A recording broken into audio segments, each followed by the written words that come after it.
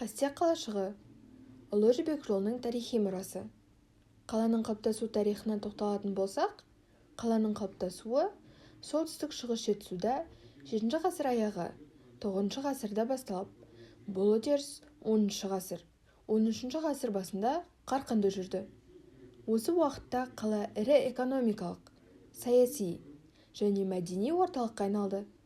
Қаланың жалпы көлемі 30 гектар.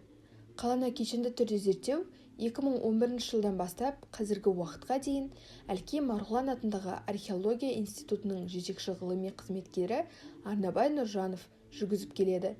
Қала туралы 30-ға жуық ғылыми мақала жарық көрді. Қыш бұйымдары, шыны, темір артефактылары зертханалық зерттеулерден өткен.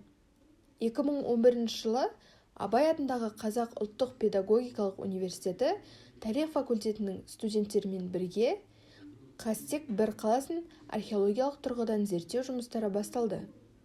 Қастек қаласына жүргізілген қазба жұмыстары барысында табылған тарихи деректер мұнда бекіністердің болғаны туралы хабар береді. Сонымен қатар, бекініс салынбаған жерлер де бар. Орналасу аймағының табиғаты тұрмысқа қолайлы. Сондықтан қала аймағында сауда мен қолөнер, тағы да басқа салаларды дамытуға байланысты іс-шаралар жүзеге асырылғаны байқалады.